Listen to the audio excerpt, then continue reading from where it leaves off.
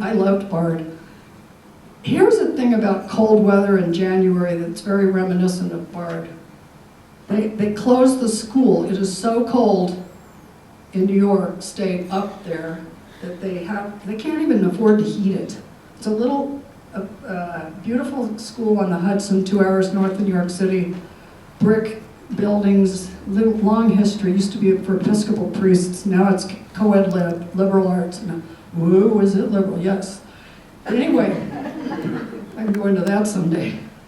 The guys from Steely Dan were in my classes. I mean, it was a wild scene up there. So we're down in New York because they closed the school in January and February. So you have to work in your major. So I'm in art and journalism, and I got a job working on a movie with Jack Klugman. This was a movie about a New York City cowboy, a real man named Barney. Do you know where, the New York, there's the Village, Greenwich Village, and then there's just below that is the Warehouse District. In the Warehouse District, there was a pony farm, and this is a real place. There were horses, and there was a man named Barney who was a real guy. Well, Jack was to play him. So, of course, I was excited. He's got the kids from Harlem coming down, learning responsibility. Kids that have never seen a horse, never done anything. They're out there shoveling poop and doing everything. So I'm like totally connected here. I'm feeling at home. I'm in New York. I'm a cowgirl. We're talking about Jack Klugman being a cowboy. Well, about the first day of shooting, he drops all his clothes in the dressing room, everything on the floor, just he's gone. So my job was to pick up the clothes. And on the third day, the director came to me, and he came with this beautiful coat. It was like a suede coat with sheepskin lining. And he said, "Mary, can you make this coat look like a real cowboy's coat?" I said, "Oh yeah, I sure could." I mean, I had only one track mind how to do that. So I took the coat out and I put it in the dry, now the dry part, not the wet part of the horse corral. And I just kind of rubbed it around. How am I going to get a veneer in New York? I got a veneer from the horse corral. And I shuffled around. I hung it up in his closet. I hear all this screaming. Who the... Can I say 4-letter words? He did use a lot of them. Who the, what, did this? How can I? He just went on and on and on and on, and I was like, oh, I'm going to be fired.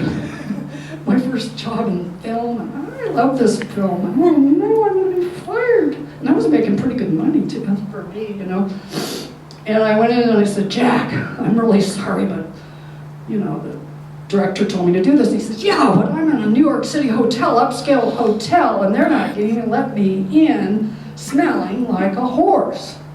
And I said, "I'm really sorry, but where I come from, we call it prairie perfume."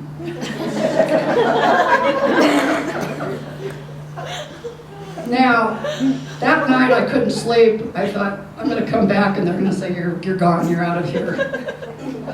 But instead of getting fired, Jack learned my name.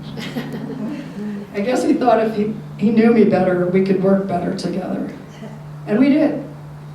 Now, years later, in 2012, I was watching the Academy Awards and Jack had died. They do the in memoriam thing. And I was like, oh my gosh, I guess I loved Jack. And I read his book called Tony and Me. And Jack, during his throat cancer episode, Tony came and supported him. And Jack said, "I never knew what a real friend was until I got to work with Tony Randall, and he helped me when I had cancer."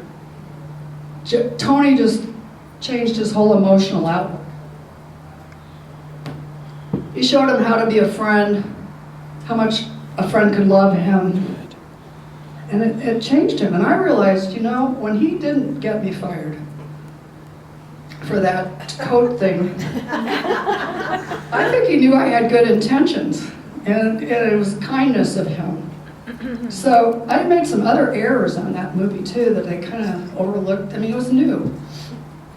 So I think if I see Jack in heaven, what they say is that people know each other's names in heaven, that I'll say, "Hi, Jack."